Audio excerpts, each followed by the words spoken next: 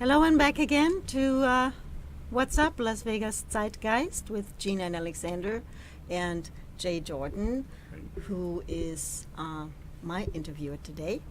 And he's going to talk about, or he's going to ask me a lot of questions about my life. And he knows about it because he wrote a biographical sketch about my life a year or two ago. Yep. Is that right? Yes, and so we're going to continue with her biographical sketch. And the first question I have, I hope you enjoy it. It's what motivated you to come to the United States? Well, as I mentioned before, my roots, my background is German, French, and American, African American. And I didn't know my dad. I didn't know my family. I mean the family of the U.S. side. Right. And I always wanted to know what else is there, what other Right. culture is there. I want to know, and there was always that desire to find your roots. Okay. But in the I mean, you grew up in your culture. There's no question about is it wrong or right, or is there more? Mhm. It is there. You get married, you got your kids, all this. You have your profession, Right. you have your social life. But there was always kind of that. There must be something else, and I was always searching for that something else, and it was always clear, kind of that.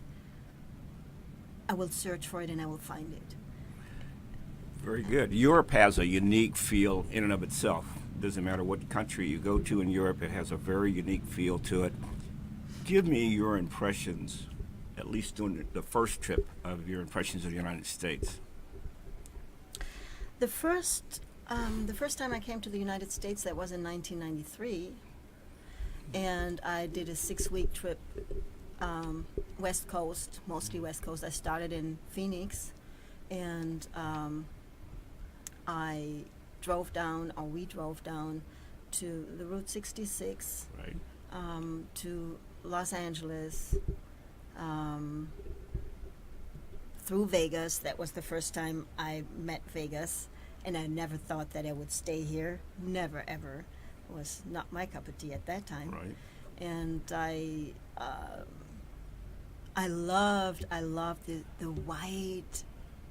You could look and drive and no end to see and horizon, and it was just no ending. And I loved this wide freedom, and that was my first impression. And the first impression, that was something interesting that you said that right now.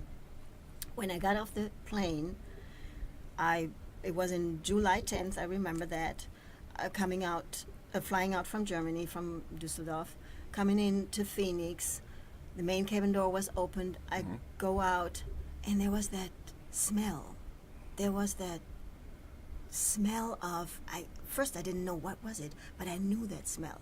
It was something so unique, and it took me days until I realized it smells like burned earth. Maybe people ask me, "Are you freaking out of your mind?" No, that was that smell what I had, and it smelled kind of familiar, as if I would have been there before or whatever. It was not. It was home. Somehow it was home. That was my first impression of coming to the United States. And then, of course, Vegas, okay, Golden Nugget, oh my gosh, way too much bling, and not at that time, not what I wanted to see. And then I went down to San Francisco, drove up with the bus with the Greyhound to Santa Rosa, Mendocino area, Ukiah, and that was beautiful. Then I had my 5-star hotel, actually, just in nature, just sleeping outside, and have these beautiful beautiful sky instead of what I at this time I didn't appreciate it. Lights of Las Vegas. What I do now, I love it. So after you got back to your home in Germany, how did that trip eventually motivate you to take some more trips to the United States? I did at that time. I was working as a cultural manager, and for one of our clients, our performers, Angie Hiesel, I worked with the Goethe Institute, and I met somebody as well who was very famous, or he is still very famous. He now is a professor of Berkeley, a music professor, and his name is Luis Angel Figuera, Angel Luis Figuera, Right. and he was the best percussionist I've ever heard. He played with Neville Brothers, he played with Temptations, he played with Herbie Hancock, with all these big people.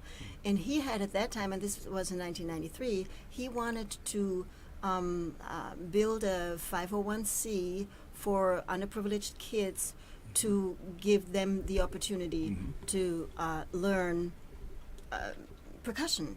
Right. And that was part what I did. As a cultural manager, Right. you produce, you put together, you make things happen. And he was begging me, please come back, please stay here, and make that thing work with me. This is So- at Berkeley, I guess. And I thought about it, but I just bought the house. First of all, I just bought the house in Holland. We moved, my kids and me, we moved to Holland at that time. And then I was talking to, I mentioned it in the show before, to Ben McAvoy, the Right. test pilot friend For of Lockheed, family right. from Lockheed. And he would have, made everything happen to make it happen. But he said, you know what? I think that schools are way better for your kids in Germany, in Europe, than here. So why don't you let the kids, first of all, go through their education, and then maybe we think about that later on. And that was a good decision, because I'm glad that my kids went to school in Germany, and they're good, and it worked out pretty well. It was good. Every step what I did was good. I don't regret anything. It's all good. It's wonderful when parents make their first choice their children's best interests, and that worked out very good for both your sons. Yeah, right. I mean, there's nothing. It's good. I would never regret anything, or I never Right. regret it. Right. It was good. It was a good decision. I'm glad that I did that. Give us just a little thumbnail of your experience in Holland. Well, Holland was good. Holland was fun. For me, I mean, I liked it. My kids were not that thrilled about it. They kind of wanted to go back to their social environment Right. in Germany, and that's what we did. After I think 2 years or so, I said, well, let's go back. And that was it. And there's a lot what I would like to talk about in the upcoming show next Friday on WCOBM. And this would be to be continued. What do you think? Absolutely. We'll continue then. Thank you so much, Jay, for being here, being my Thanks for assistant. having me on. And it's fun. Thank Thank you. you. And I see you in the next segment. And if you want to know more about me, next week, tune in again on What's Up? Vegas Zeitgeist. Thank you. See you soon.